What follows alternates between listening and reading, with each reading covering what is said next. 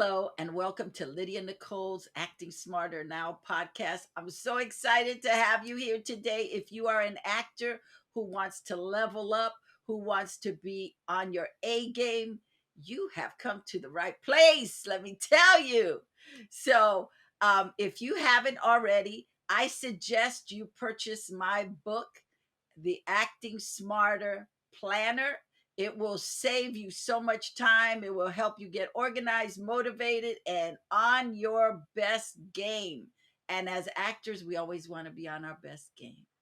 So, my first question today is, when you are coaching people, what is the challenge you get from the actors, maybe 90% of the time? Getting themselves out of their own way. That's the biggest challenge. I know that my instincts as a coach are to tune in to the energy of the person I'm working with. But if they are down on themselves or insecure or lashing out or angry, it gets in the way of the work. So part of the challenge is getting my student client to calm down, make peace that they're in good hands, trust the process, and then we can finally get to work. But usually that warm up takes some time. So if you can just step into the process without any of that baggage, we can get to work faster and more efficiently. So today, my guest is the amazing Gloria Garayua. She is not only an actress, but she also serves other actors by coaching them and helping them get to their A game. See, as actors, it's not just about us. We are giving to other people. And I love that as an actor, you've chosen to give back to other actors because that's important.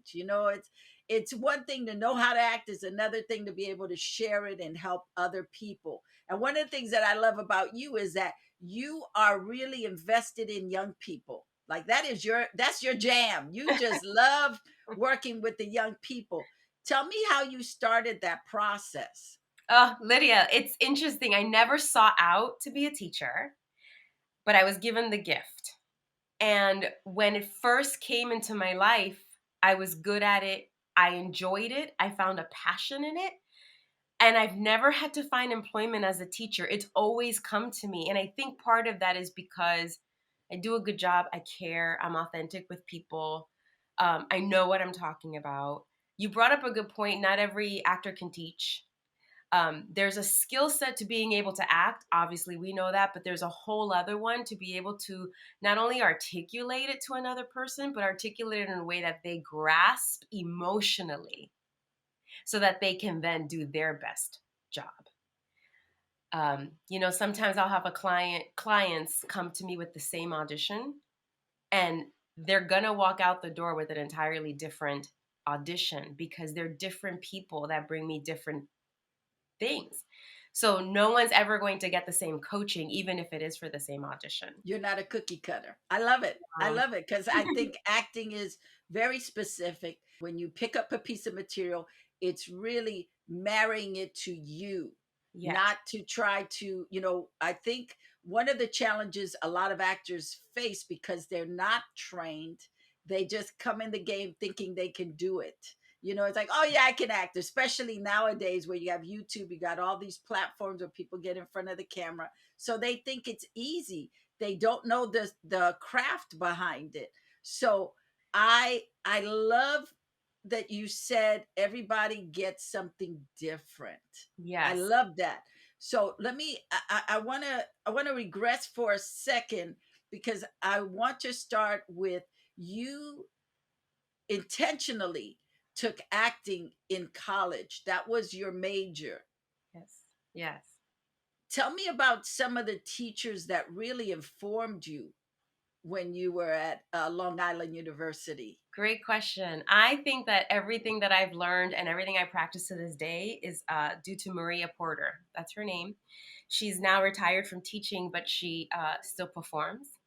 And my education in college in acting was so thorough that I know it was the right move for me. I don't think everyone needs to go to college to learn acting. I do believe everyone needs to train as an actor. but I don't think everyone has to go the route that I went. But I went because I knew that I needed that confidence. And I just love knowing that I have this wealth of knowledge. And I sprinkle this wealth of knowledge in my classes. So you're going to get a little bit about classical theater with me. You're going to get some theater history with me. You're going to get the real ins and outs of scene study with me. So I had a wonderful education. I only have my BFA. I never decided to get my master's. That was a personal choice. I'm satisfied with that choice. I learned movement, I learned speech, I learned voice, like I said, theater history, classical. And these things, whether or not you practice them daily in your actual career, because we never know how our career is going to unfold, these things become a part of your thread. And so I feel I am a better actor because of everything I learned, even if I'm just going into a commercial audition where it's 30 seconds of maybe improv, right? Or whether I'm going into 15 pages of a series regular for a film. So all of these things made me who I am. Maria Porter, who I'm still in touch with to this day, she focused on Suzuki training. Suzuki is a form of movement for actors. And one of the things that I love about that specific training is that it gets you out of the head and into the body. And so it's this concept of getting energy from the earth, getting energy from your surroundings, honing it, and deciding how you're going to control its release. So for me Wow. as an actor, it's poetic, it's beautiful, and it's so practical. And though I don't teach Suzuki, I teach sustenance and how to maintain your energy and stamina in a scene to my students, because people not only run out of speed in their scenes, but then it also carries through to a day on set, right? If How do you maintain your stamina for hours where you're just sitting around, depending on the role you booked? No one's sitting around when they're a series regular or a lead, but if you're a co-star or a guest star, there's going to be some downtime, and you have to learn how to maintain your energy to do your best work when the time comes for camera. I think I got that from my Suzuki training, so all of that goes back to Maria Porter. I had other great teachers. One of them, John Fraser, who passed away, he taught me classical theater. He became a good friend. I'm still in touch with another teacher of mine named Dan Capalbo. This is a community that we formed. It's a networking opportunity in college, and I carried it through. I didn't forget the people that helped me along the way, and that's key to my success. So you just said something. I love it. Acting is community. It you can't act without the community behind you, and you have to tap into it. I mean, we are a small community. Whether you're in New York, Los Angeles, Atlanta, Chicago, it's a small tribe. It's not that big. And then if you whittle it down to culturally, it's really small. Like the Latinos in LA, it's small. We get to know each other, and if I don't know that person, I know someone who knows that person. Yes. I don't have to go, how would I find that person? Like, oh, wait a minute, let me pick up the phone. Gloria knows that person. Hey, Gloria, I want to talk to so and so. Can you hook me up? It's a very small community, and so it is important to connect and stay connected, because as an actor, it's very easy for us to isolate and get into those pity parties. Oh And yeah. so you said something about the Suzuki method and what you learned, how to uh, uh, how to anchor yourself. And I think as you were talking, I was thinking that's power. Many times actors think they're powerless, but you just opened up a whole can of worms for me. So um, as something I saw that I saw an interview that you did, and you talked about how you used to teach an emotional class. Oh yes. Tell me a little bit about, because I found that fascinating. So, what did you teach in that emotional class? I think ultimately the end game was always to get students to feel comfortable crying, but really I wanted to tackle heightened emotion. So I think Generally speaking, everyone loves improv class. I feel like it takes a little more convincing to do a scene study class, especially when you're young. I think adults see the value in it. But drama is also one of those things that most people shy away from. But there's a little bit of drama that can be done superficially. Not that I'm okay with that, but people could get away with it. But then you get to an emotional scene, and that's when the truth comes out of whether or not you got the chops to carry this art form, right? I mean, you always have to show a sense of vulnerability, but when you have to show emotion, that crack, if that crack is not there, we can tell you're phoning it in and that you haven't had the proper training and practice to know what it's like to open up in that way.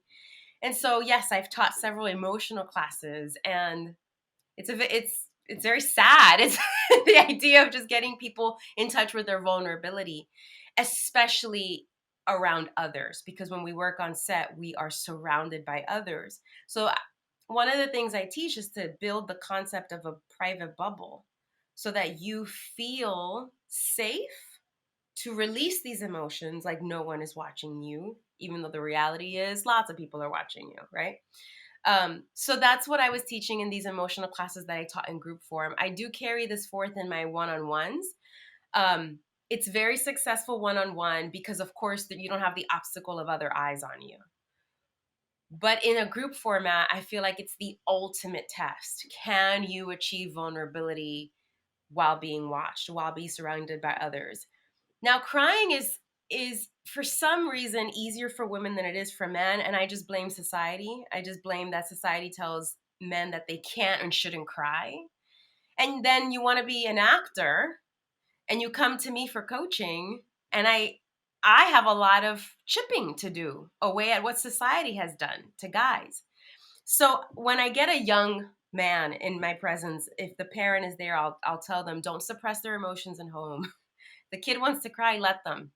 Don't say boys don't cry. That's not okay. Because if he wants to be an actor, he has to be open to emotion. In my life, my personal life, I remember dating someone. When we went to the movies, I would cry like a baby, and he'd be like, oh, why are you always crying? And I remember thinking, thank God I cry. Like, thank God I'm open, because I would be a terrible actor if I was really sealed off and couldn't cry. And so I think as actors, we have to defend and protect ourselves. I love to watch the news, but sometimes the news makes me cry, and I need to know when when is enough, right? Like when I need to protect my energy so that it's there when I need it. Yeah, so my emotional classes are ultimately about teaching people how to cry and connect it to an emotion. It can be done mechanically. I can cut up an onion and start to cry, but is that realistic for me to do on set? Can I carry an onion in my pocket? No. You can stare at a light and that'll bring some tears, right? You could Or have not. or not. It could or It could not. irritate you. You can't Exactly. rely on those tricks. You have to have craft to anchor you Yes. so that you can tap into whatever the emotion is. You may Yeah. not have experienced um, someone being dismembered, but you know the feeling of somebody being tortured in some form or fashion. It could even be that you saw it on in a movie, but how did it make you feel? I think that is so necessary. So I applaud you, because I don't hear um we're in Hollywood, so I don't hear a lot of times where you have a teacher who's really working on, let's tap into your emotional system. Let's pull from your resources instead of a trick. I hate. Let me just say this. One of my pet peeves is when I watch YouTube videos and I see actors saying, "Oh yeah, this is how you cry." Oh my God, I want to go through the computer and just beat them down. That is such a horrible thing to um, train people with. It's like, first of all, you missed the point. You didn't take that class. That's the Yeah. problem. You needed the The class because emotional it's class. not. You got It, an audition and it says cry. No, no, give me the cry. It's like, yeah. oh Lord Jesus, help us. And it's particular to everybody. Everybody gets there differently. And you just mentioned when you see an audition and it says you have to cry. I got to tell you how often students see that and that becomes the focus of the whole scene. And that's not the point, right? We got to build to that point and then it's got to happen in a natural way. You can't just focus on that or you're going to spend the entire 2-3 pages leading up to that moment completely sidetracked, and blocked off. So yeah, it is a craft, and I equate acting a lot to dance. Not that I'm an amazing dancer, but I've taken enough dance classes to know that you've got to do little exercises of specific things that are going to ultimately end up in the bigger picture of the bigger choreography you're going to do. Same thing with acting. You're going to be given 2 to 3 pages or more of content that's going to really require those little craft practices to have happen because they can't miraculously occur when you're given a bulk of pages. Everyone wants to play the lead or a series regular, but have you put in the work to put in all those little moments? With comedy, I think comedy is harder than drama. And when people come to me for comedic coaching, if they haven't learned what I call the rules of comedy or the rubric of comedy, it's like I have such an uphill battle trying to create that craft. Unless I'm going to give them a line reading on everything. And to me, that's rude. As a coach, I don't like to do that. I'm not going to impose myself artistically on your process. I want to teach you how to have the steps so that you can do it yourself and make it your own. Oh my God. Okay. So, uh, uh, beginning actors, you have this amazing class called Acting for True Beginners. And I love how you go through it step by step by step, and they're all bite sizes, but yet they are all crucial. It's the bricks, it's the bricks to the foundation. And Yes. I love that because I think that actors have to have a good foundation. A lot of times you have young actors, and since that is your wheelhouse, are young actors. A lot of times young actors get jobs not because they're good, but because they fit the age range and they have the look. It has nothing to do with talent. It just has to do with they are a specific color for the canvas of the filmmaker. And Mm-hmm. so they go, okay. So then these young actors book a lot of work because the secret about the business is once you book a job, you're going to book work because the casting director is happy that you have already been proven. They can take a chance on you because you work with so and so or you are on so and so, and so they're going to give you the benefit of the doubt. Mm-hmm. You already have the ability to come into the room, whereas a lot of actors who might have the training but haven't booked work yet, they may get put to the side. So what I like about your course is it doesn't matter your age.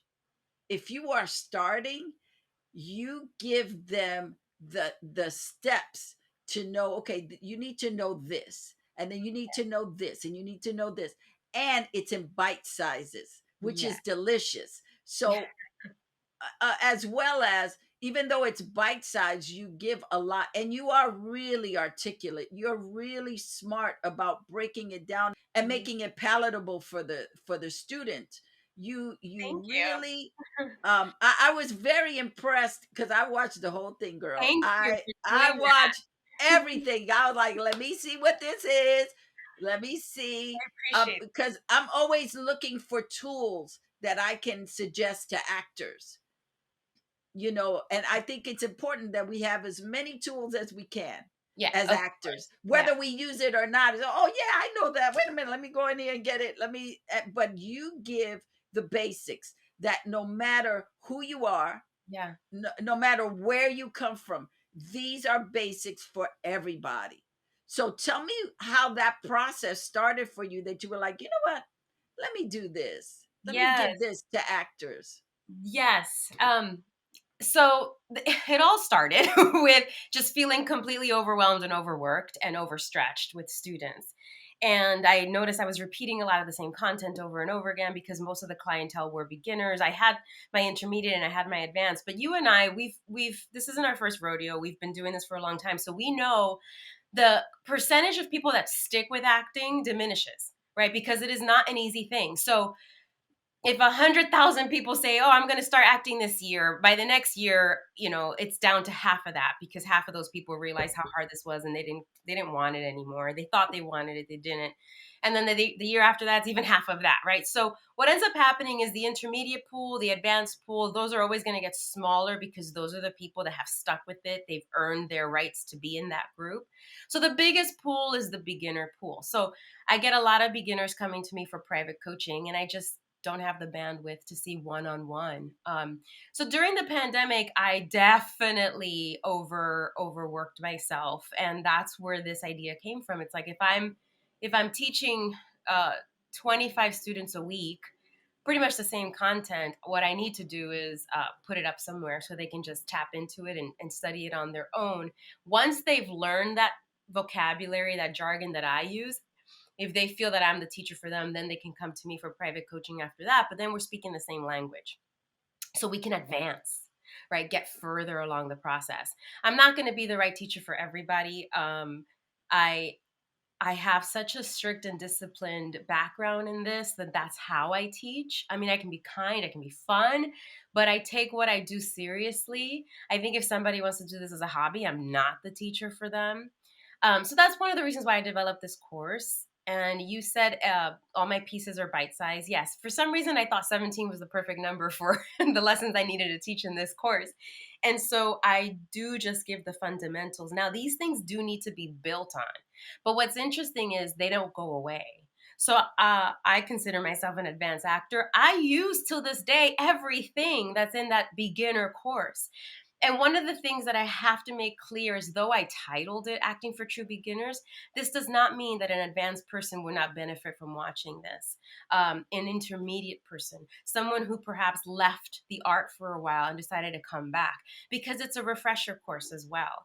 And I feel I'm a better actor because of all my teaching. So everything that's in that course, I practice it every single day on my own auditions. I'm talking about the basics. So there's value in revisiting it. Now, even though I titled it Acting for True Beginners, a lot of that stuff still is quite heavy. And that's how I know whether or not that person's going to be my student or not, because that's how I teach. I think that if you just want really the superficiality of acting, you can do a group class and stay in improv for a really long time. But if you want to dive deep into scene study, you've got to talk about the stuff that's harder to talk about, right? And maybe more analytical and slightly less creative. But I think our artists have both minds. They have the analytical mind and the creative mind. And I think the idea is to make them work together. What I love about the course is that it's it is basic for no matter what technique you end up going with. It's the basics. It's not it's not it's not what is the word? It's Like a not something specific like, "Oh method. my god, this is so under me. I just can't, this is too basic." Good. But it is basic in a way that is profound. And Nice. yet, no matter where I go, I can take all of these 17 pieces with me and use them in Meisner technique, in the Adler technique, in the Strasberg technique. Good. All of these pieces get used no matter what technique you decide you gravitate to. We Yes. all need to know about the moment before, the moment after. We all need to know about the difference between comedy and drama. We need to know about what a monologue is Yes. versus I loved how you went into a monologue is different from a soliloquy. Agree. I don't even think actors today know what the hell a soliloquy is. So I love that you brought all your knowledge, but you made it so simple yet so profound. Good. I don't know if young actors will really get it, but let me tell you, as someone who's been doing this for over 40 some years, I loved it. I Hey, was like, go good, ahead, Gloria, you knocked this good, one out of the park. good. Girl, It you was can tell me important. anything. It was important to me that I didn't gear it just to kids because I do teach adults too, and no adult wants to be spoken down to. In my experience, kids do rise to the occasion if you speak to them more elevated than they're used to. So this isn't for 5-year-olds and under. This isn't for, I would say this is like 8 and up for sure. But there's no reason an adult wouldn't love this. And I made sure I spoke articulately and slowly, but not condescendingly or in a way that would belittle anyone. Like you said, this isn't below an adult level of learning. No, and it's great for that adult who is entering into acting later in life, who is a little intimidated. They can gather it and feel comfortable about it and not feel like, oh my God, I don't know about this. It's wonderful. I mean, I Thank just think you. it's wonderful for anybody. You know, Bruce Lee had a thing where it was about going back to basics.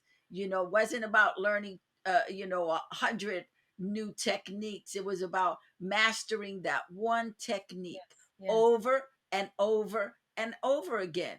yes, Just like the scales, if you play piano, you got to go back to the scales. You can't get to the more difficult pieces if you don't know the basics. And acting is like that too. I mean, I am very fortunate in that I got to study with some of the greatest acting teachers of our time, like Stella Adler and good. Roy London, and the list goes on. And I got to study with Jose Quintero, who was a wonderful Broadway director. He was the first Latino director on Broadway. Oh. He did. He did Eugene O'Neill. I mean, he tackled the classics. So Mhm. um, when you come into those classes, you already have to have a sense of the basics because they're not going to stop for you. They're not going to go, oh, Lydia, you don't know. Let me just tell you what the Right. moment before is. They're going to say, listen, come back after you've had the basic training Yes. and then we can talk. Yes. And So there's I a lot of love that. acting schools here in LA that have the name of the master teacher, but when you join these schools, you don't just jump into those classes with that teacher. You have to learn from the assistants first. That's And right. it may take a matter of months to years before you can earn your spot, right? Because you have to be in a spot. And if a spot becomes available, you have to have earned it to work with these master teachers. Because you're competing with a lot of people, Yes, and other exactly. people are ready if you're not, they're ready. So I want to go. Well, one more thing I want to say about your online course is that it is so affordable. It is ridiculous. It is ridiculously affordable in that, $30 for a class to learn all of this. Where if I went to Subway and I bought a sandwich and chips and a drink, it Yeah. would cost me about the same amount of money. Yeah. Or go to Burger King or whoever, go to some fast food and just buy a meal. It's going to cost me the same. Yet this $30 class is going to benefit me for the rest of my career. So I Exactly. say bravo to you. Thank I applaud you. you. I think it is amazing. I want to. I'm going to go back for a second because I want to know. Do you remember the first person that you coached? I do. I do. She was about 13 at the time. She's now 20 something. And yes, I don't want to name her, but she's still an actress to this day and a very strong, powerful actress who's now in college studying acting. And I'm just so honored that I didn't damage her in any way for her first, because it was her first coaching and it was my first coaching too. And I was coaching her for a big Nickelodeon open call. Nickelodeon used to do these giant open calls where we coaches would see 30 kids with the same content. And I didn't love that Nickelodeon or Disney would do that. They would just give out all these very general auditions and cast a big open net just to see what talent was out there. Because it felt like these people would just get so excited for nothing. But I would try to explain to them this is almost every audition you're going to go out for. You're going to probably not get, right? Because one gets it out of God knows how many people audition. So look at it that way. Anyway, at that time, my price was lower. My price has gone up for private one-on-one coaching. And it was just a good time. So yeah, it's interesting you asked me that. I do remember my first. Let's talk about the process of auditioning, because you just said something that is so important that I don't think I've never heard it in classes. I learned it from a casting director, and it shifted how I went into the room, which is come in the room to be of service, not to get the job. Love that. Because if you come in to be of service, you will always win. Yes. If Good. you come in to get the job, 99% of the time you will lose. Yeah. It's the Yeah. wrong focus. But Yeah. if you come in to be of service, even if you don't book that job, that casting director is going to put you on their list and go, I have to bring Gloria back. Mm-hmm. She Mm-hmm. Because a lot of times casting that we're not taught in acting classes, because nobody takes the time to teach you this. We're all about character study. We're all about, what do you want, what are your objectives, how are you going to get there, what does this person mean to you, what is the text, how are you analyzing the text. But we're not taught that when you go into an audition, they are looking for specifics. Mm-hmm. Sometimes they don't know what they want, but they know when they see it. Yes, But they're exactly. looking for specifics. Yeah. And that actor has to match up with all the other actors that they're casting. Yes. That it becomes a picture. They're looking to paint a picture. And you might be the best fire red, but they're looking for purples in this picture. And it Mm-hmm. has nothing to do with whether you're good or not good. It Mm-hmm. just has to do with what their vision is. And if you can understand that you are there to just serve the material, Yeah. not your ego, but the material. You're there to serve the material, and be okay when you walk out knowing that you did your job. Your job was to serve the material. Come in, be of service, be kind to everybody. Don't have attitude with the receptionist. Don't give the parking lot guy a hard time, or whoever you're meeting. Don't have the Right. attitude, because a lot of times you could be so right for the part, but if that casting director hears, you are not going to not only not get that job, but chances are you're not going to be welcomed back to the room. And Yep. I think uh, you talk a lot about being professional in your work, and I think that it starts in the audition process. Yeah. You gotta come with, you said something that I loved. You said you put love out first. You Uh-huh. always said love out, and Yeah. I thought, oh my God, that is that's the best, Yeah. to be able to send love out before you go anywhere. I send my angels out, but I always, my prayer is always, Lord, I'm ready for this. I send the angels forth to prepare the way for me, get me ready for it. And whatever your plan and purpose is, let me be a vessel for it. Yeah. Because I love sometimes what I've learned is, sometimes I'm in the audition, it's not for me, it's not about me, it's not for me. But there was an actor that was on the brink of committing suicide, and God just placed me in their path to Wow. just minister to them, because I think as actors we're ministers. no Yeah. matter no matter what your spiritual belief is, I think we minister. I think we you thought you were going to be a doctor, and then you transitioned and said, you know what, I'm going for acting, I'm going for Mhm. broke. But I Wow. think as actors we are doctors. We're doctors of the heart, we're doctors of the Nice. mind, the emotion, Oh, yeah. and the motivation. Yeah. That what we do inspires people, it motivates them, Yeah. it changes their lives. Yes. How many times has a person seen something on the screen or on television, and something snapped in them and go, you know what?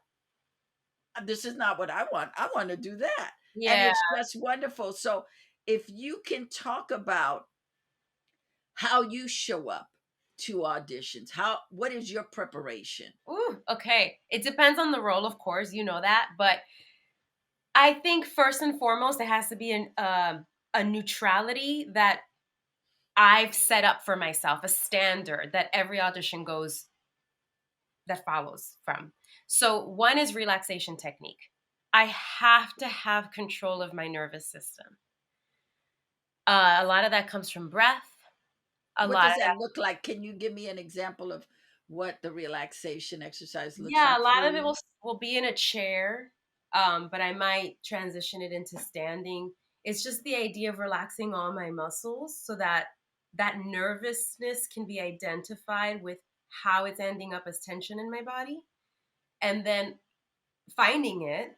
Usually, it's in my stomach. For most of us, it is right. We get butterflies in our stomach before an audition, which might manifest in going to the bathroom because this is a physiological thing that happens to us if we're nervous.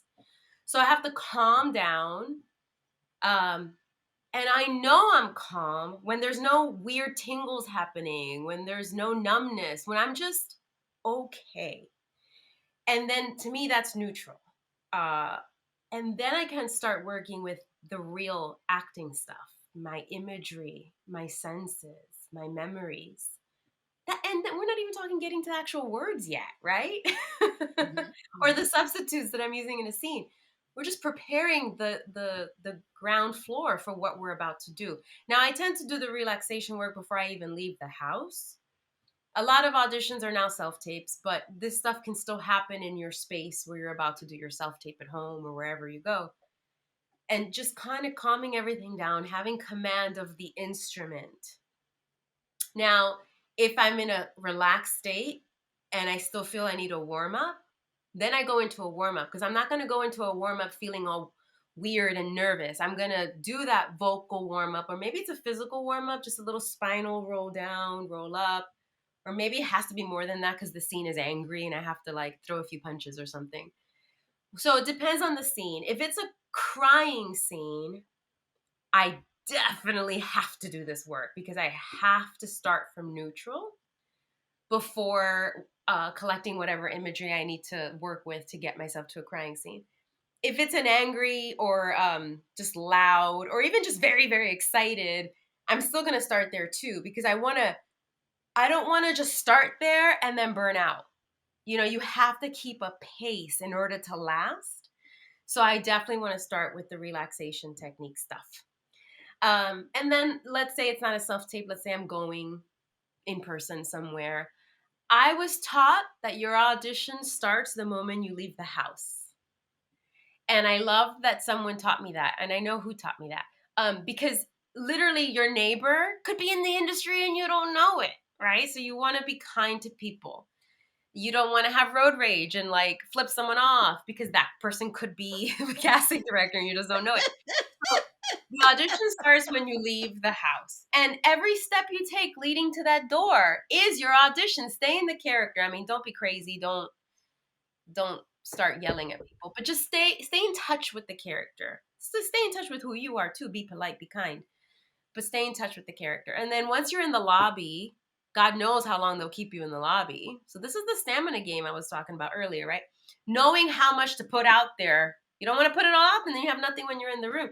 Just kind of staying in touch or keeping it at the surface or keeping it at the heart, whatever expression we want to use, but keeping the character nearby and the circumstances and what you want. And then once you're in the room, you still might not start the audition. There's a little conversation that starts with casting, right? And then if you know that casting director, let's say by now you've auditioned for them before, there's a little bit of how you doing? I haven't seen you in so long.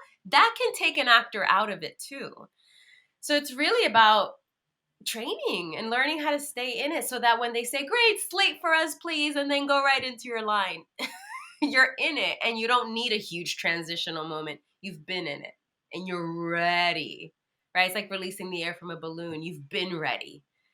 I think that that's a little bit of about what my preparation is like. And I didn't even get into the craft. Let's talk about research, because one of the things that I learned about you is you've done many different roles. Like, I Yeah. mean, it hasn't been one note, one, she goes in for the maid. She's Latin. She's always doing the maid. You've had an exceptional career. Thank I, you. I, I have to say, you have had Thank an you. exceptional career in that you've gone from demure to the hoarder to the Yeah. tough broad to the Yeah. detective.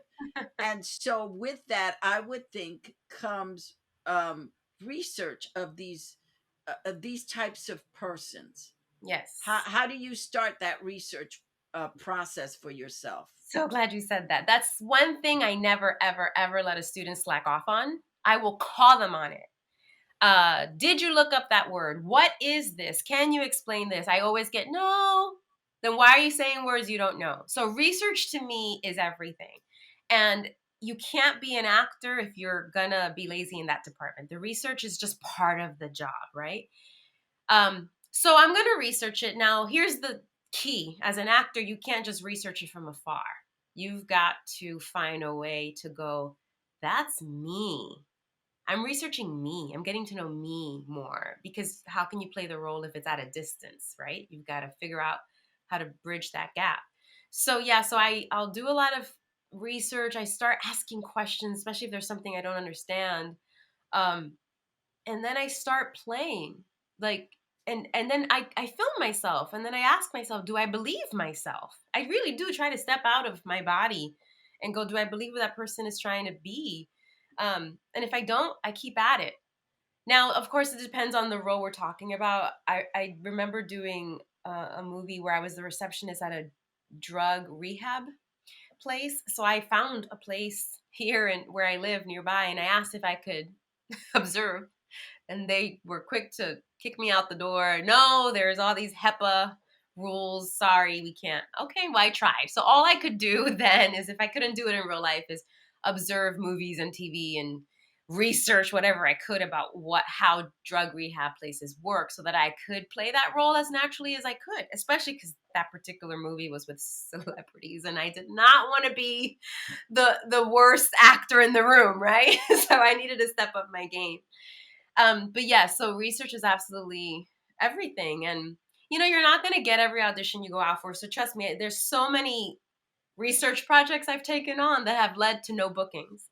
It's But okay. it does lead to a more well-rounded Yes. actor. You become a more well-rounded, more informed actor, and it does help you somewhere down the line. Again, we're talking about the tools in your tool bag, right? Yeah. Oh, I might not have gotten this job, but you know what, I know this, so there's another job that's coming that I will be right for. It will help me Yeah. for the future. Yeah. Nothing goes to waste. Yes. Nothing goes to That's true. waste. So Yeah. I wanted to, since you brought it up, it was in me to ask you this, but since you brought it up now, I want to talk about all the celebrities you've worked with. Not necessarily naming them, but you as an actor, you're coming into the room. Your scene is with the star of the project, or you're in the room with somebody who has either won an Emmy award or won an Academy Award, and Yes. now you as the actor have to deliver the goods. Yeah. I'll talk about that. Yeah, let's, yes, unpack that for me. Okay. It's hard. Okay. That's essentially, it's hard. And you have to come into this with confidence, and you have to come into this having done the geeking out privately and stepping in front of these people, knowing full well that they want to play. So you got to show up as a teammate. You can't show up as a fan. And so, I mean, I could stop there. I think that that's enough said, but just to add on, And I a do. peer. You have to come in not just as a Yes, teammate, but a peer. yes. Because I No, think I think being a peer is a whole different thing, because when the camera goes on, you can't be like, but but it's Robert Redford. What am I? It's like, oh no, baby, it's fair game. Let's yeah, go. Yeah. you know? Yeah, exactly. You have to have that mindset. Like I said, I geek out before, so I'll geek out at home. I'll geek out to my friends. Occasionally, I'll geek out right to their face, but I'll tell them, I just need this minute with you for a second. I have to let it out. I'm such a fan. Thank you. And then I'm good on set. And we'll just have a good laugh about it. But it depends on the person, right? You feel their energy. Not everyone's open to you doing that in front of them, right? But a lot of this happens in the hair and makeup trailer because that's usually where you're going to bump into them before you bump into them on set. And I have to do a scene. And so you feel their energy. Sometimes they approach you and say hi, so you know that they're open. Sometimes they are just doing their own thing, and you just, I don't know if I could approach them. Okay. And you ask others. You ask the first AD, are they open to me saying hi beforehand? And usually they almost all actors are. It's pretty rare you find a diva, I think. But they are out there too, right? But everyone has their own process, and even if they're not a diva, you want to respect their process. So maybe if they're about to do a heavy scene and you're a guest star on that show and you're coming in with this crazy energy of, oh my God, I want to geek out in front of you, they're gonna be like, you're messing with me right now, right? So you just have to be respectful that everyone's there to work. And it's a day at work. We clock in and we clock out. But what happens in Right. between is more emotional than your average office job. Yeah, and I will add to that. I think what's important for an actor is to come uh as the peer, because that actor remembers you in a different way. Yeah. That when you first present yourself as I'm a fan, they've already clocked in their head like, oh, okay. And then they'll work with you, but that little thing has already kind of skewed it in a different way. This is something I've seen when I was working in the record business, and that if you geeked out on somebody, they didn't treat you with the same kind of respect. It Mm-hmm. was always, oh, you're a fan. Okay. Oh, yeah. But if you came in as a peer, not Yeah. not a teammate, but a peer, Yeah. We're because you could be a equals. teammate and sit on the bench all the time. But if you're a peer, they have a respect. No, it's you Yeah. wanna be a teammate, but you first want to come in as a peer to say, I got the goods just like you. I did my homework just like you. Right. I In have this role. craft just like you. Let's go. And then after you can have the chit chat. That's just my Yeah. that's something that I learned, especially when you're first starting out in the business. People aren't taking you seriously. They're not, if you're doing an under five, or you're just coming in as a co-star, they don't, especially on episodics, it's like in and out. You're only going to be here a day, maybe two, if you're lucky, three, and Yeah. then you're out of here. So I'm not going to take the time to learn your name. I'm not going to take the time to really have a conversation with you, because you're just a step above the extra. But if you come in, what I have learned, this has been my experience, if you come in and you're quiet and you don't say anything and you get on that set and you do your stuff, 99% of the time, that lead actor that you just went toe to toe with is going to come and say, wow, you were really good. Where Yeah. did you study at? What? Yeah. And for me, that's how you want to be known, Yeah. because then they have a different Respect. take on you. It's like, oh no, she's, you come She in, can you do handle your herself. stuff, you get it in one take, and then you thank you very much, and you just leave. I find Professional. it's a different it's a different energy. Everybody looks at you different. But if especially, I think with women, you're bubbly and hi and how are you and blah, blah, blah, and everybody's like, oh God, here we go again. And that's just, I mean, that is just human nature, especially for those old timers. They're crabby, they're crotchety, they're cantankerous, Yeah. all the c words, they're all the c words. And then you come in and go, oh God, it's gonna be one of those days. I Days. need my coffee. But if you come in quiet and you deliver, and you exceed the expectation of the room, Yep. everybody is paying attention. Yes. everybody's paying Yes. attention. Mm-hmm. So I just wanted to throw that in. I want to talk about the business since we've started on the business. One of the things that I love about you is that you are ready. You got your team, you got your agent, you got your manager, you got your publicist. You have everything already set up. You are also very good at, because I met you through an Emmy event, Yes, through a mutual friend.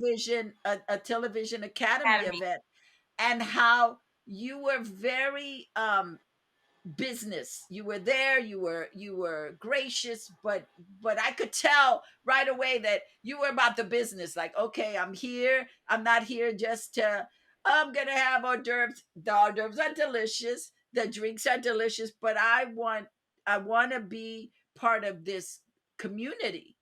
Good. I'm glad I So gave you that impression because that's important to me. yeah, that was my takeaway, because over the years I've gone to all kind of events, and they're the people that are, they oversell themselves. i'm Oh, always I'm always I can't interested in the stand people. Yeah, I'm always interested in the people who are too quiet in the room, because I go, ooh, they got a story, let me go talk, that. let me find out about you.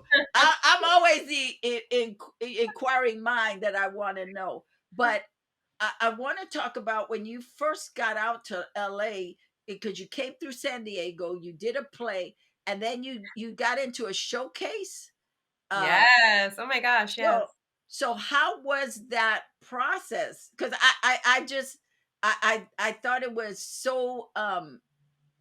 such a ordained moment for you to be It able to, was because you could have done that play and and come gone to back. Los Yeah. Angeles, and nothing happened and you just give up.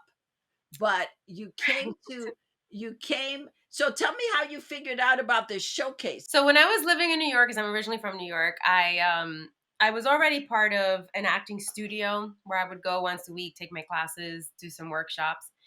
And then this opportunity presented itself to audition for something in California. I did multiple auditions later. I booked it, and I just thought, I think I want to stay in California. I've now, been born and raised in New York, tried my career here. Let's see what happens in California. But it was San Diego, not LA. And I thought, okay, here's the thing. If they're going to fly me out there, why don't I go up to Los Angeles and stay? And I thought, well, I better put some things in place because I don't know anyone there. I never thought of palm trees. I was straight from New York, concrete jungle. I never wanted to move to LA. LA? Yeah, right? Now I love LA, but we're talking this is years ago, right? So I went to the acting studio and I said, "Don't you guys have an LA affiliate?" And they said, "Yeah, and they do showcases, blah blah blah." And I said, "You know what? Sign me up. How much is it?" It was so expensive. But I did this well in advance. I did like a layaway plan. I paid for it every week until it was time for the showcase, and I had finally paid it off, and the show closed. And there I was in LA going, I can't believe I did this, but I'm glad I did it because it's something to do. I'm in LA and I don't have any friends. I just bought a very cheap car and I have a place to stay, but I don't know what else I'm doing. So I did this showcase and it was wonderful. It was every day for a week. We would take classes during the day, and then at night, we would do a variety of things, either casting director workshops or we had agent manager panels. And so I remember taking it very, very seriously because I was scared out of my mind to be in LA and not have anything come of it. And so I thought, well, I paid for this and I paid every week for months. So I'm going to take this very seriously. So I made myself a promise that no matter how scared I was going to just throw my hand up in the air and volunteer for everything. Well, it worked. And trust me, I volunteer for crazy things. Like I remember one time I didn't even let the casting director finish her sentence. My arm was up in the air. And she said something like, you have to be willing to like play the fool. And my arm was already up, right? Anyway, out of 20 so people, I was the only one that ended up with an agent. And thank God for that because it really did get the ball rolling in LA. So that was how I started my process here in LA. And I remember I had an agent who, thank God, didn't see me as, okay, she's Latina, therefore she can only play these roles. She didn't see me that way at all. She saw me as a human being. She submitted me for everything, and I would book varieties of roles. And so I started right away with the I won't be pigeonholed. There's no reason for that. I have this great arsenal of talent. I can play whatever I tell myself I can play. And so I think the concept was going into the auditions feeling that way. And then of course, letting nature decide if I was the one that was going to book the role or not. So what I love, I love, love, love, love, love this, that when you started, first of all, you were a go-getter. You were going for roles in New York. You were standing in the line so just to see if you could get an audition. You really were focused in the win. Like, this is my career. I'm gonna win. I'm getting in. How do I get in? And I think that is such a, it's New York. It's I want to say it's cultural. Like, we will not be stopped. Puerto Ricans will not be stopped. We are coming. We're coming through the closet. We're coming through the cracks. We're coming through the walls, the roof. In the Bible, there's a story about these guys coming with this guy on a stretcher, and they couldn't get in for so that Jesus could heal the guy. So they had the idea to go up to the roof, cut a hole so they could drop their friend down to get his healing. That's how Puerto Ricans are. Let's go through the roof, cut the Okay. hole. Come on, we coming through. I'll be waiting for you. I mean, that's how that was my thing. I didn't know anybody, as a kid. I wanted to be an actor since I was 5. You were 4. I was 5.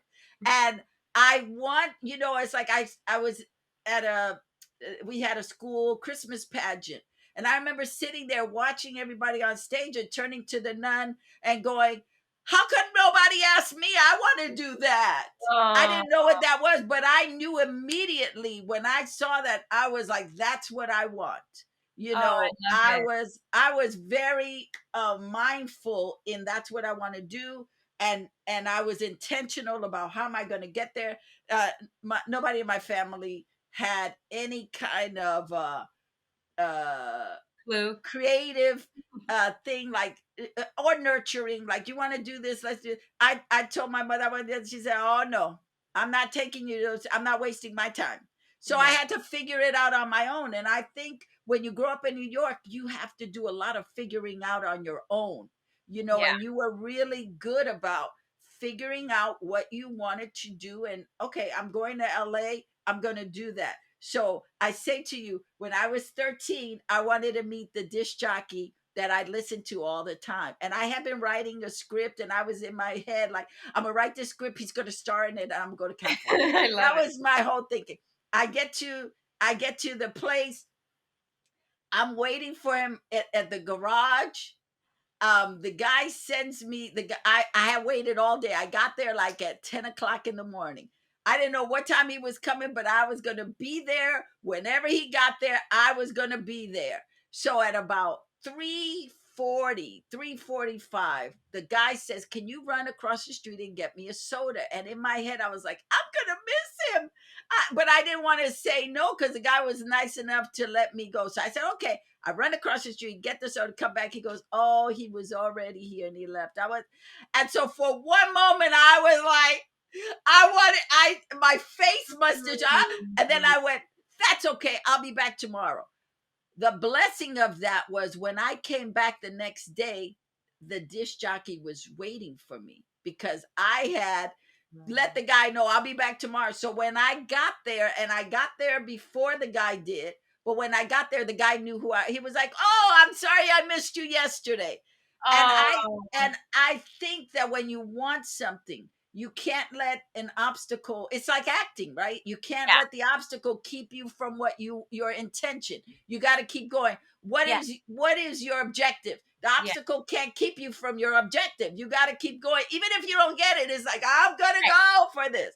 So listening to your story coming to LA, because I did the same thing in that I decided I ended up working at the radio station for 5 years, from 13 to 18. Then I came to Los Angeles. I decided I'm going to LA.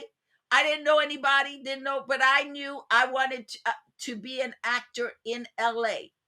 I couldn't do it in New York. I had taken classes in Denver, but I couldn't do it in New York. Something said go to LA. I didn't know anybody, didn't have a clue. Mm.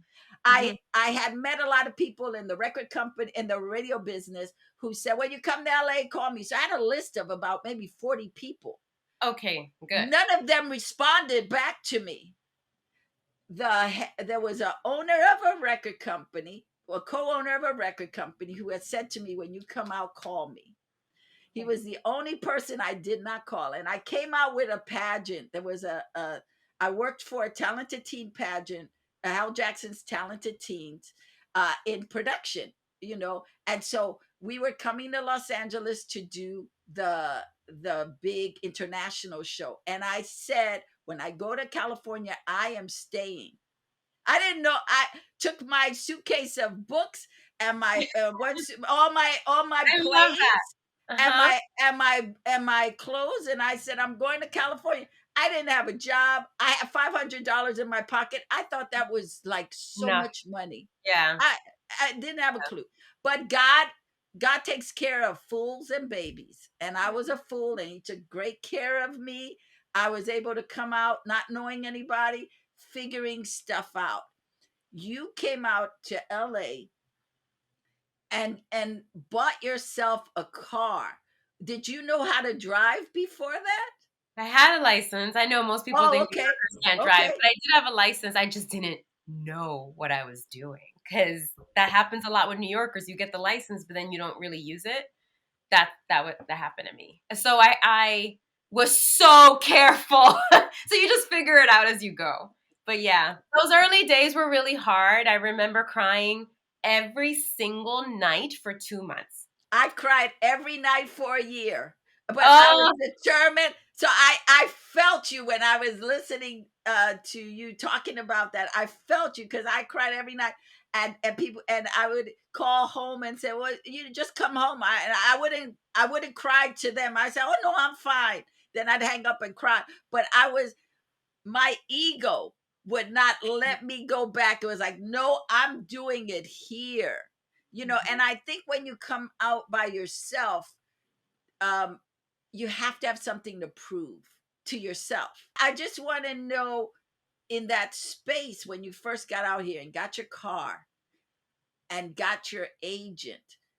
I know you booked the first two jobs you went up on, you booked. yes. But after that, what was your process? After that, everything went back to what is more normal, which is not booking every job you audition for. And that was shocking. What? I don't get everything I auditioned for?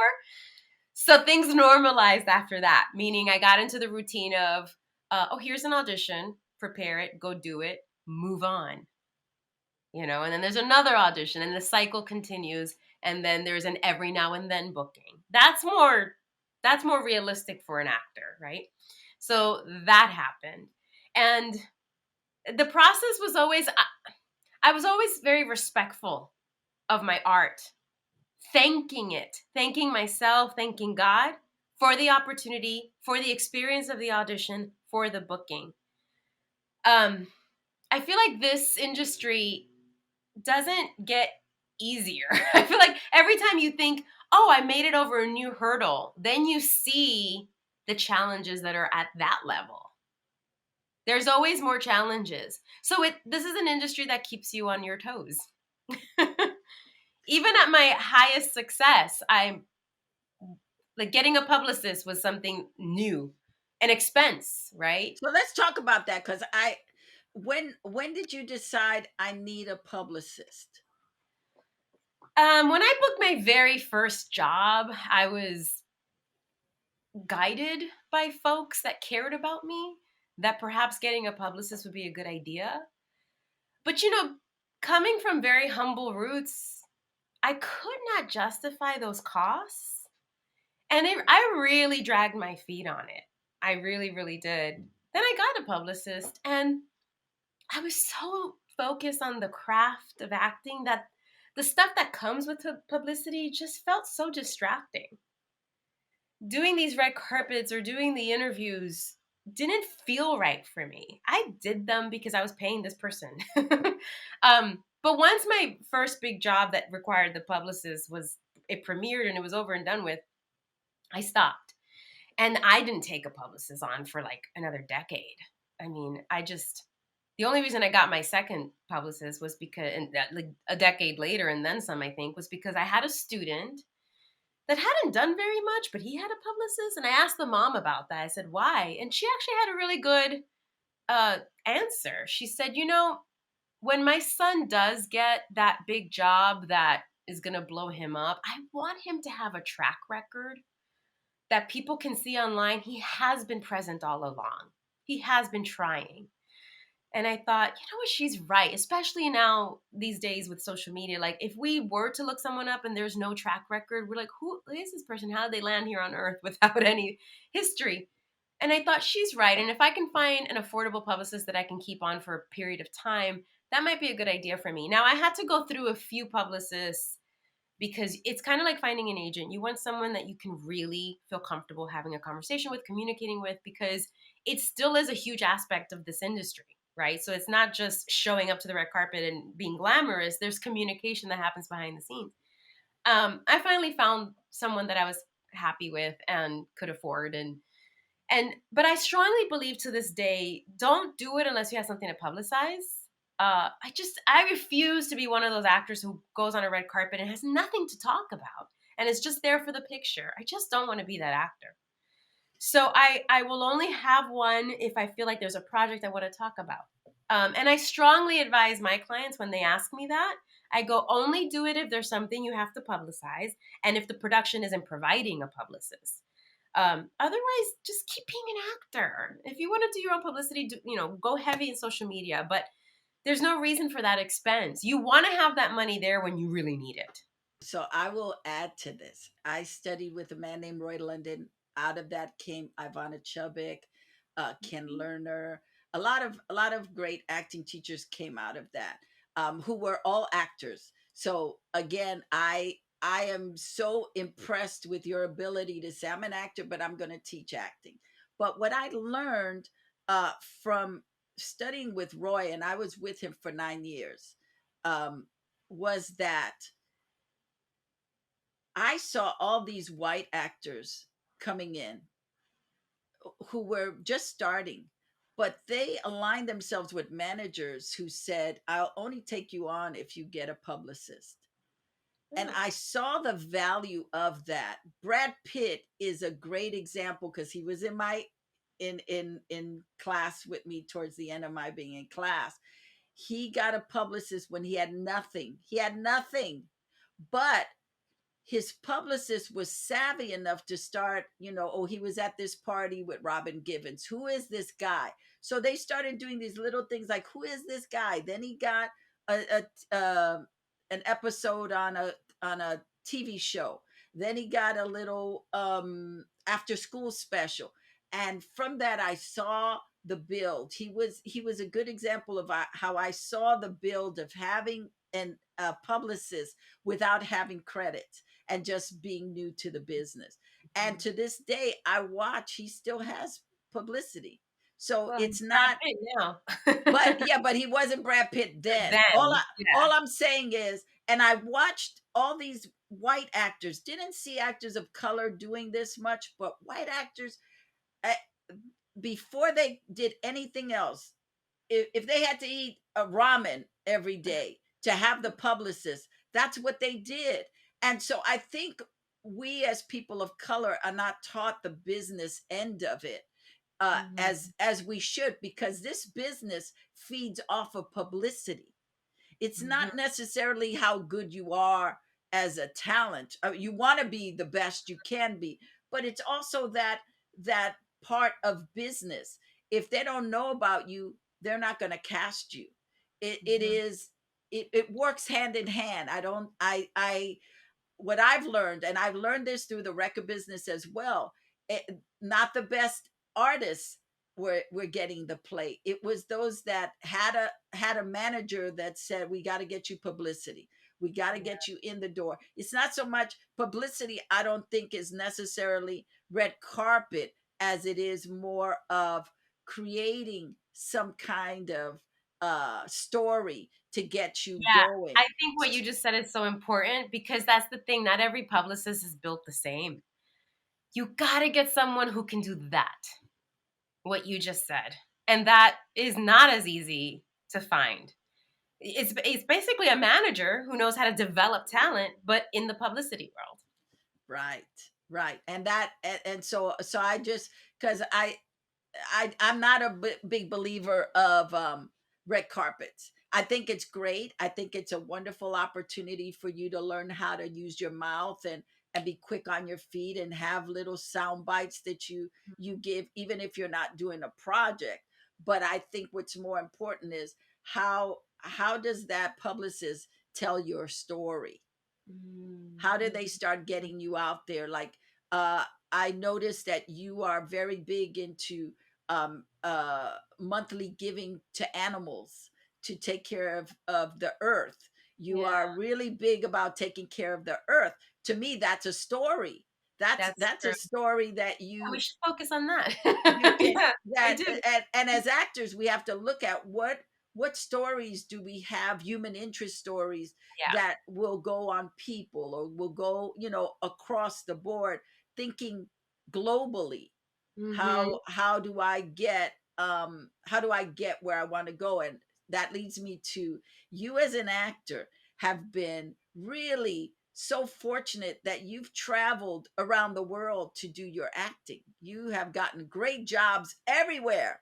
I want to know what the difference is for you now that when you book work, you book it globally. I've been lucky. I know that's not the answer people want to hear, but there was no formula behind that. I auditioned for things that happened to be filming as elsewhere, and I happened to book it. So I've just been lucky in that department. I think as an American, it's easier to get work in Canada than it would be anywhere else in the world, just because it's right there, right? Um, but I have been lucky enough to work in Europe, and it's crazy to even say that out loud. Um, but yeah, so I did this project that was going to film in Spain, but their headquarters were in England, so I got a chance to go there first. I mean, it was wild. And then my biggest joy to this day of international work I've done is a job I did in Australia, and I was there for 4 months and just lived my best life and loved it. um, Now there does come some challenges like with taxes.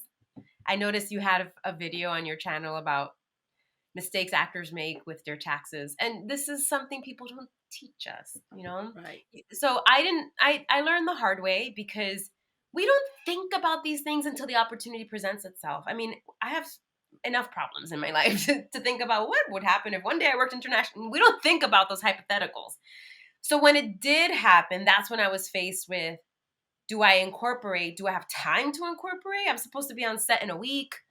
um so they're just, you figure things out as you go.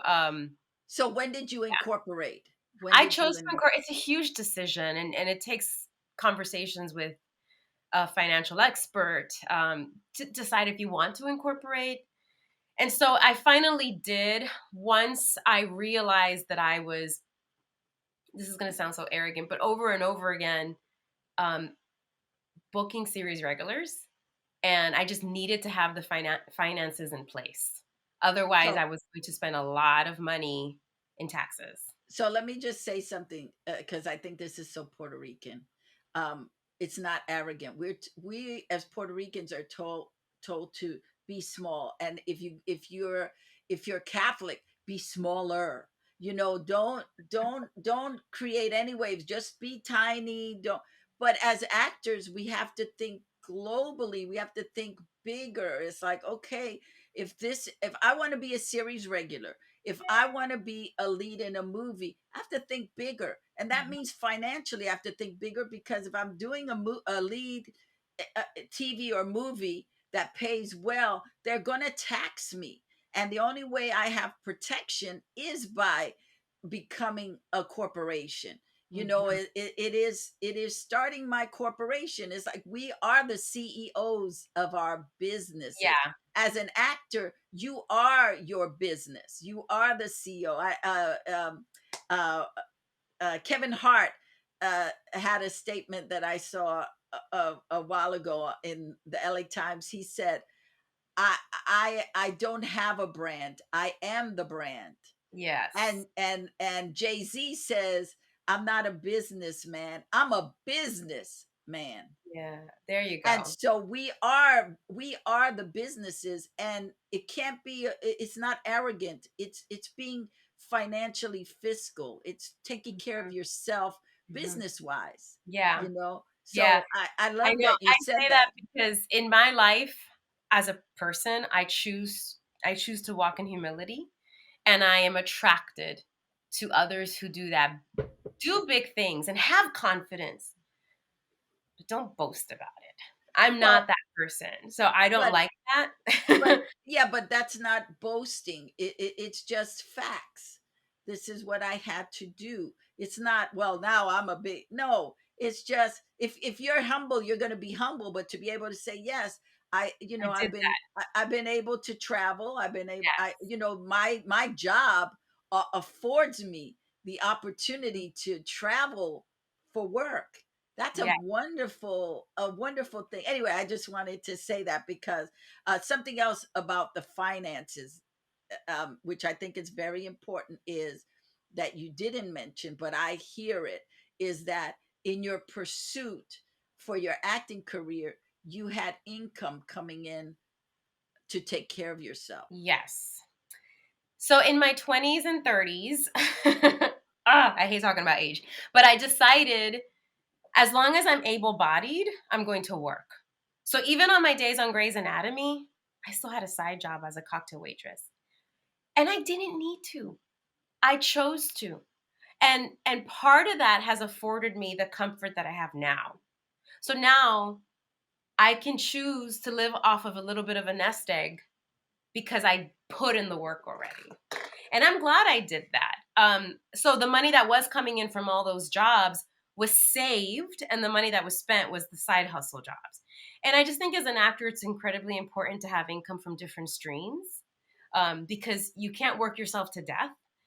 It's one of the reasons we're striking now. We want a better deal, right? Um, we deserve to have a better deal so that we can live live comfortably. So yeah, so I always had a side hustle going on, and sometimes it was fun to have that side job in a different community. um, and sometimes it was just exhausting, but I'm glad that I did it. It's done. I don't My side job now is the teaching, the coaching, which is very much still in alignment with what I'm pursuing. I think I'm a better actor now because I'm teaching all the time. So yeah, I guess I planned that very well. And what I love is you are now teaching in higher learning education systems. You were Yes. in Azusa Pacifica, Yes. Azusa Pacific University, University. which is interesting because I thought they were a religious school, so that they Right. have acting. I was like, wow, that's Yeah. because my niece went there. My niece Oh, okay, went cool. graduated from there. So it I love, because what that is the highest form to me of living in your art, is that I'm an actor and I teach other actors. I teach other people to act. I get Yes. paid for it. It's Yes. like the most prestigious actors, directors, filmmakers have tenure at university. Spike Lee is a tenured professor at NYU. You never hear him going, well, I'm in NYU. He's like, yeah, let's bring it. We need these future filmmakers. Let's bring it. We need these future actors. Let's bring it. So I I applaud you. I think what how you've handled yourself, even if you came here scared with nothing, knowing no one, you've been able to create a career, create a community, um, uh, um, and be very business smart about your decisions. And I think that is amazing. Thank It's a you. testament to who you are Mhm. as a human being, that you're little but you're mighty, girl. Yes, that's true. I'm You are small. you are little but mighty. I love it because I'm little but mighty too. I love it. I want to go back to something um, that I heard you say that prompted me to put a book together. When you would go on auditions in New York, you would cut out the Yes, casting yes. calls and put it in a notebook and do your stuff. Mm-hmm. Did you do this too? You go ahead, and then I'm gonna talk about it. A teacher of mine from college taught me to do that just to keep track of my week's auditions. So I was just very well educated, very well trained. And so this is just how I continue to work. Plan out your week with your auditions. So back in the old days, right, when when it wasn't all digital, I would get my Backstage magazine and I would cut out everything I wanted to audition for that week, and I'd lay out my weeks: Monday, Tuesday, Wednesday, Thursday, Friday. I would audition, and so I would go through everything they needed: monologue, scene, how to dress, a song, and just lay out my week. And I just kept doing it. And then if I got a call back, I would go back to the page that had that original ad, and I'd go, what did I wear? And what did they need in the first one? Oh, so I'm just repeating that. And it really helped me keep track. So now, fast forward all these years later, first of all, I still have that book. It's in the Bronx at my mom's house. But now I've digitized, so everything is an Excel spreadsheet. And what I love about that is I can find how many times have I auditioned for that particular casting office. Because I don't want to go in, because we forget things after so many years, right? We're forgetful. And so I don't want to go in and be like pretending that I haven't met this person before, right? Even though it's been years since I've seen them. So this has really helped me stay organized, with my crazy schedule, and also with just networking, and just being a good human to other humans. So yeah, so this is how I keep track of my auditions. So I want to share with you my Acting Smarter Planner, which is exactly, let me go to the page. Hold on. So I have the audition tracker here, which is everything you're talking about, except I have it uh in a book form. So what did you audition for? Was it a self tape? Was it in person? Were you requested? Did you get a call back? Who, did you meet with the producers? Did you get the script? Did you get sides? Did you book it? How many callbacks did you go up on? How was your mood? I think it's important that when we go on to these things that we know how we're feeling. So then I have the contact information, email, cell phone, what the wardrobe was, the projects, the production companies, the director and a writer, the casting people, and I have it in digital as well. And I am a big believer, and I learned this early on from casting, was take a back in the day was Polaroids. Take a Polaroid of yourself when you're going on your audition of how you look, especially for women, because your hair may be a certain way, your makeup may be a certain way. You may not get a call back for a couple of weeks. And if you're one of the lucky ones, if you're Yeah, one of the lucky ones who has multiple auditions, you don't remember what that audition yeah, was. yeah, yeah, yeah. And so so today, to be able to take a selfie, and then you can either keep it, put the date, because you're going to put your date here of when you did Mhm. it, so you can go back to your phone and go, oh, that's what I look like. Or I have the digital version of the book that you can take your selfie, put it in the digital planner, and then so you can keep track of it. And what you said is, which I have at the end of the book, it's called It's a Wrap. It's no, this is Ooh, the I like that expenses. too. Yeah, yearly expenses. So I break it down. Yeah. Okay, here it is. It's a wrap. So the completed auditions, you write Mm. who, what the project and the role was, who the casting director was, the date. So you put it into your stuff. And that way at the end of the year you get to see how many times that casting director called you in, who you went in for, what it was. You might not have booked it, but they liked you enough, they called you in for like 7 things. Yeah. So that says you want to keep in touch with them. I'm a big believer in in old school postcards and note cards and just sending them thank you notes. It's like, thank you for the audition. I was taught early on that as soon as you get home, you write a thank you Yes, note, I remember and doing you that. say thank you, and you continue to this day to say thank you so much. This was great. I mean, we do it in emails now, but there's something about Writing snail it. mail. Yeah, Yeah. that they get it. They get it. They get to look at it. They get to do it, and to keep up with them throughout the year, to say, hey, I'm doing a project. I'm in a reading of a play. I'd love for you to come. Or I did a reading of a play with an actor that you cast, and they had great things to say about you.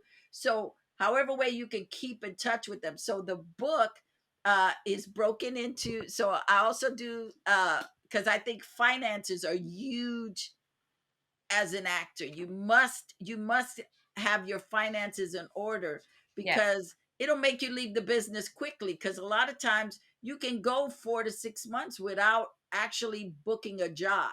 So Yes. you have to be, you got to know, okay, I have money coming in, so I have a section for monthly expenses. Good. So, what's your income for the month and what's your expenses? You want to know what you got to spend for acting, the classes, the subscriptions, the maybe you have to buy equipment for your self tapes, or maybe it's a background you have to purchase. Whatever it is, that you put it in monthly, and then at the end of the year, then you go into your yearly expense report and you put it all in the sections, and I've broken it up. You can put it in. So when you go meet with a tax person, and hopefully you're smart enough to not go to H&R Block, but you actually have an acting tax person to Mm-hmm. be able to deduct your subscriptions, your casting, your Here. coaching sessions. Yes. So Mhm. it's all in there, and I have a section for um target sheets. So you plan out what shows you think you would be right for. So you start Ooh. sending stuff out to the casting directors, or the showrunners, or the executive producers, or the writers or directors of the project. It, who your competition is. So in the target sheets, you list who your competitions are. I'm sure you know that there might be two or three people that you always go up. Audition with. That, Or that's right. against. Yeah. And so instead of going, oh, they're here again, I always go, oh, this is great. Because when they book a job, I can see what job they booked. And then I could go, well, if they hired them, I know I would be right for that project as well. Yes. Yes. Yes. That's a Because wonderful way they to look they at it. can't do every job. They've already used that job, unless they're bringing them in as a reoccurring. Most episodics are not going to keep bringing you back as a different character, unless you have Right. have Different changed your look. look. Yeah, Right. exactly. Yeah. So, or Stephen Bochco would bring people back all the time. He didn't care. It was Oh, like, I didn't bring you like back, and Petey he knew Blue. everything. Yeah. Yeah, Yeah, I Stephen remember. Bochco would bring you back for everything. I mean, I love Stephen Bochco. Oh, that was my man. Anyway, but you get to do, so you get to look at who your competition is. So through those sheets, you get to see all all the possibilities, like who are the A-list actors that you would like to work with. Make a Yes. list of that. who Uh-huh. are who are your creative friends, because I think that's important. You got a list of your creative friends, so when you're feeling a little low creatively, I can call you and say, Gloria, let's go out. Let's go out on an artist date. Let's go to the museum. Nice. Let's go to see a play. And then you and I can have dialogue about craft, about process, about acting, Yeah. so to keep Stay you uplifted. going. Yeah, Yeah. so anyway, I think it's important as an actor.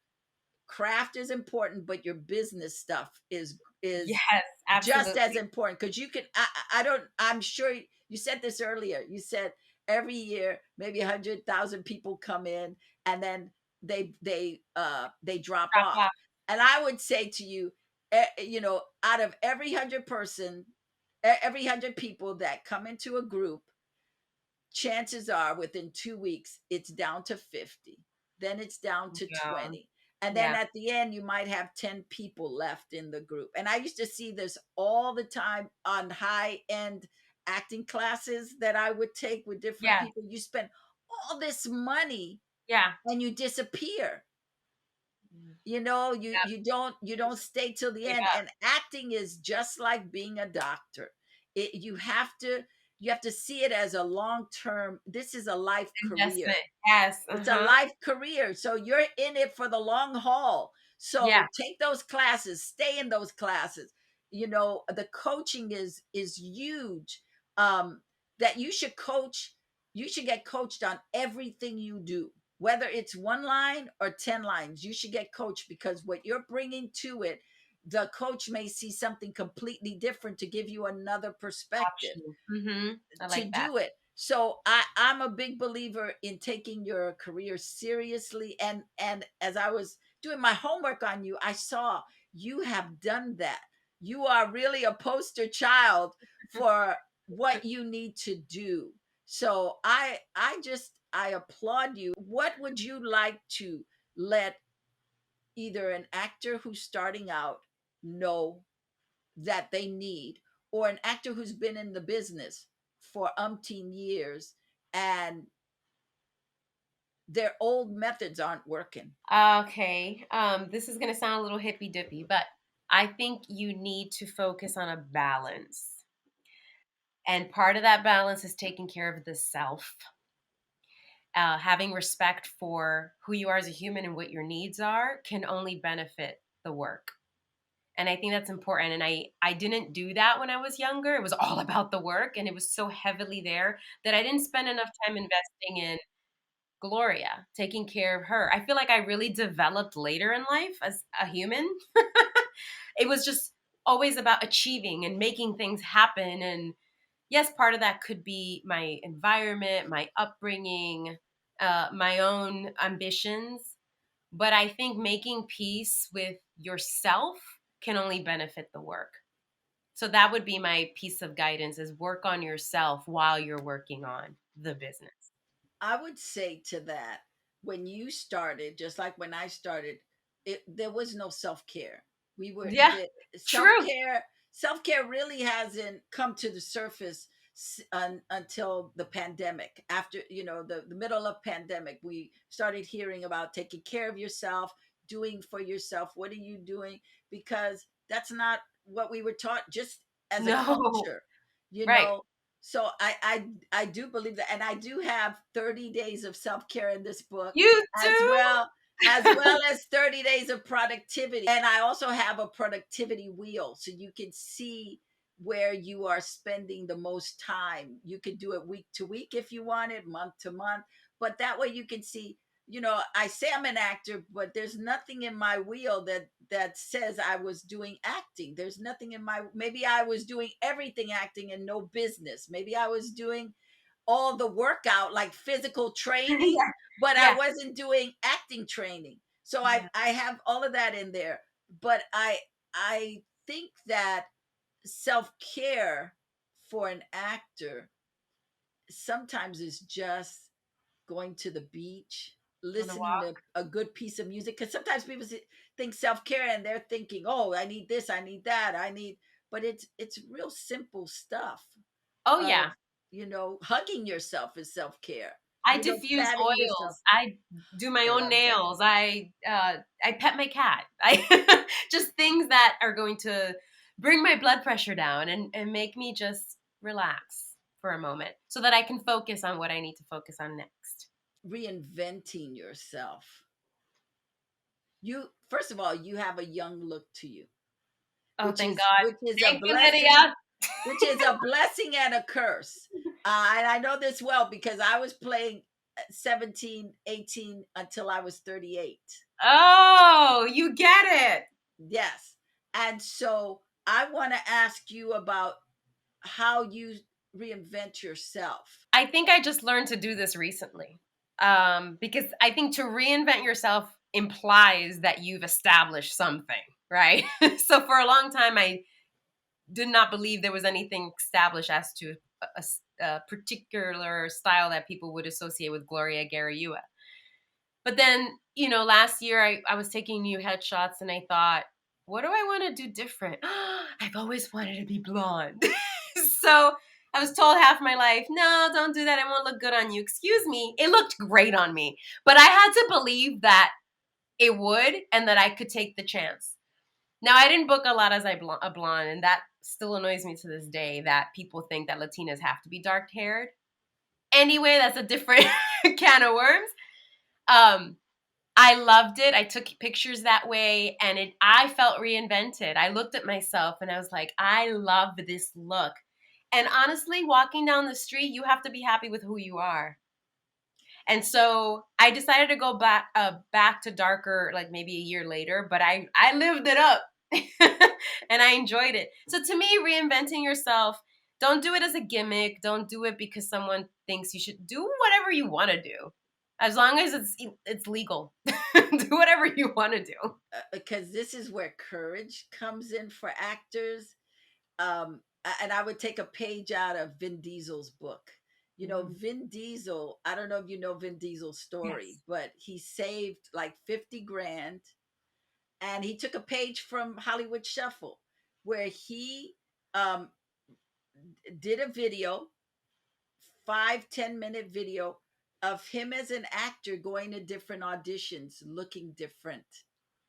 And he was a hip hopper, then he played Italian, then he played Latino, then he was a black guy, and all in this one little video. And he came in with his wife beater shirt. He Mm-hmm. told he told Hollywood how to hire him. Cast him. Mm-hmm. Instead of waiting to see how they would hire him, he took an active approach to say, this is how I want you to hire me. And I would say to you, because I think your blonde hair looked amazing, Thank you. that I would say, and this is to any actor out there, if you're going to reinvent yourself, don't just go with the image, but do a piece of content, or maybe 2 or 3 pieces of content with you looking like that. So that is your new calling card. What's Mm-hmm. great about Hollywood is once they hire you, they always hire you. But there are a lot of other people in Hollywood that don't know you yet in that way. So you have a whole new audience that you can tap into in Hollywood to say, yes, I'm this, because it is really about your courage. And I see a lot of actors, older actors, established actors, fall into this trap of not being courageous to say, you know what, I want to do this.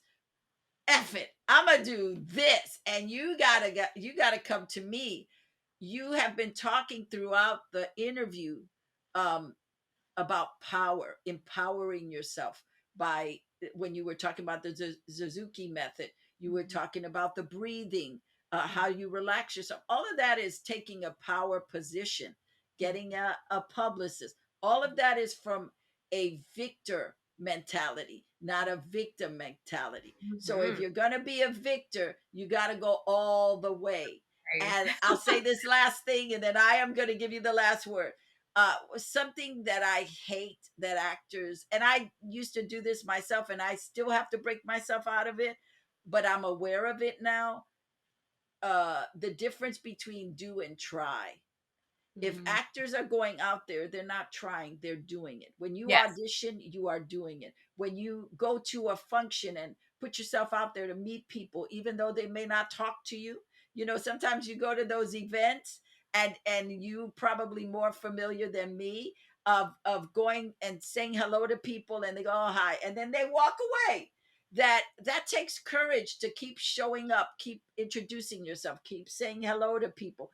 Our friend Leslie Thurston is great at that. She's great at walking up to people. Hi, how are you? What are you doing?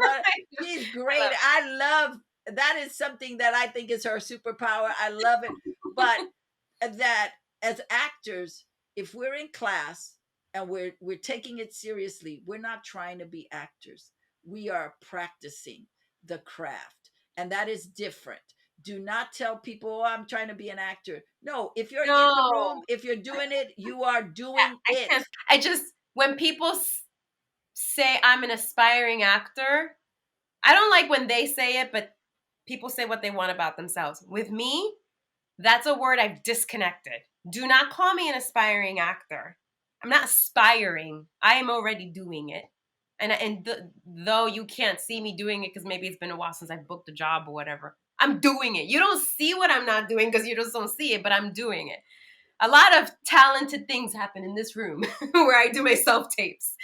Um, yeah, so I've just taken away that word aspiring. You are a veteran. You're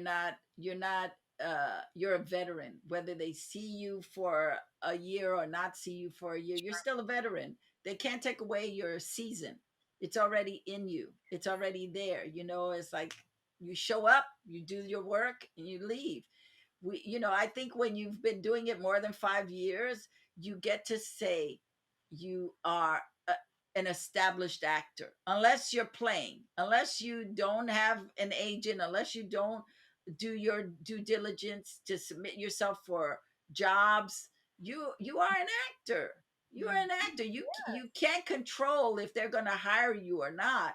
And if you feel compelled, like I got to work, then make your own projects. I am a believer of not waiting for the industry to call you. I have never waited. And my last question to you is, you have been really great at doing showcases, not just from when you first came out here, but you do showcases for your students. Yes, Yes. yes. So open that up for me. Tell me a little bit about that. Yes. So I have been lucky enough to work in different acting studios here in LA. And so some of those studios hired me to direct showcases for kids to get agents and managers. There was one occasion where I did adults. And that has been a blessing. First of all, I set out for myself many years ago. I don't like bad acting. I need to cure the world of bad acting, which is one of the reasons I put myself out there as a teacher. But to help actors, not just in their craft, but in the business side of this industry and allow them to get representation has been a joy for me. And it's also had a wonderful effect on my own career. Agents and managers in the crowd are aware of what I do, so they know me, and that's helped me too. It's a win-win. I've done it for many studios, and it's been a joy and blessing. What is the upswing for an actor to get into a showcase? It's a wonderful opportunity to kind of um, kill birds with one stone. Like, just you're gonna have an audience of 5+ agents and managers, and so you get to do that one monologue or that one scene and really show them live in the moment what you're capable of doing. And if you align yourself with a great studio that does good work, the showcase will have rehearsals, so you'll be given a good partner, you'll be given a good scene, you'll have the opportunity to practice on the actual stage where you're going to be performing in front of the actual audience on different occasions so that you can feel prepared. So it's putting your money where your mouth is. It's saying, I'm an actor, watch me act live. And that's very important. Because with these self tapes, you don't know how many takes people are doing before they submit something to an agent or manager. So at least with the live showcase, there's just that one moment, that one shot. How do you guide the students through rehearsal process? I'm very picky about people bringing things to the table. When you're working with young actors, they don't know what they're supposed to bring other than memorize lines. That's a little different. You have to help them with their confidence, and perhaps it's more directing as far as blocking and acting choices. But if they're more seasoned or even older, they're bringing choices to the table. So it's an organic rehearsal process where you get to see the actor play, and then as the director, you chip away at filtering certain choices, right? So we have a complete product that we're ready to show the agent or manager. But the rehearsal process is a gift. I mean, in TV and film, you don't get a lot of rehearsals. So when you are given that opportunity for stage, it's wonderful. So, in the rehearsal process, what should an actor bring, whether you're new or seasoned? Because I've also seen a lot of old time actors that don't really know how to rehearse. I feel like the thing that you have to bring is the performance you would do if no one was there to direct you. And I think that is so important because so many people think, oh, the director will tell me what to do. No, that's not how it works. The director hired you because you are an actor and you know what you're doing. So they need to see you perform and then they can come to you later and maybe just massage some of those choices. So a lot of actors, especially younger ones, show up with just memorized lines. And I'm a huge believer that there's a big difference between reciting something and embodying something and mimicking human behavior. So when we talk about bringing choices, it's choices you can articulate. I love when actors have notes on their script. To me, that those are choices, because you can think something, but if you don't write it down, it just goes away. So I love seeing a script that's printed out and writing all over it. So if I direct a showcase, I ask people to just show me what they've prepared, and then based on what they bring to the table, then I guide them along the way. Now, in those showcases, they bring their own scenes, or you hand them a scene? In the showcases I've directed, I have always given out scenes, but I love when someone brings me a scene also, because it's a lot of work to find these scenes. And then if I don't really know the person, I want to make sure they have the right scene in their hand to showcase the skills that they currently have. I mean, we all know that as actors, we evolve, we can get better, but we're working with what we have in the moment. So if I don't really know someone and I've given them a scene that doesn't quite help them, I might change it in the moment, but it also affects the scene partner. So there's a lot that goes into it. So if someone brings something to me and wants to make that their main scene, let's say they do 2 scenes and the second scene is a supporting scene to a different actor, then that helps me. So getting to know the talent is important depending on how much time you have. Typically speaking, I will provide a scene, but if you're a smart actor and you know what you want to showcase, you bring your own scene. You are a badass. I Thank am so you. happy to Makes have fun of no one. connected with you.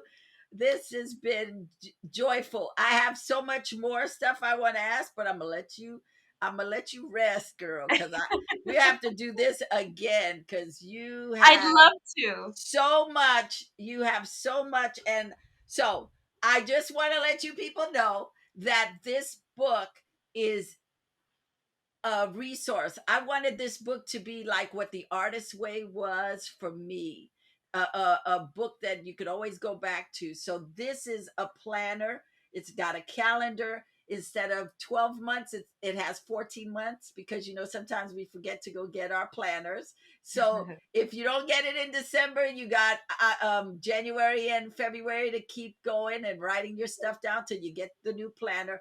But it also has, as Gloria was talking about making choices in your auditions, I actually have an acting cheat sheet in here of 12 steps that you could be working on when you're getting ready to audition. So I've given you the best of everything in this book to help you, to keep you motivated, keep you organized, keep you inspired. I have affirmations and I actually have scriptures in here. So no matter what your faith is, it's all in here. And it's because I did this for myself for like the last 20 some years.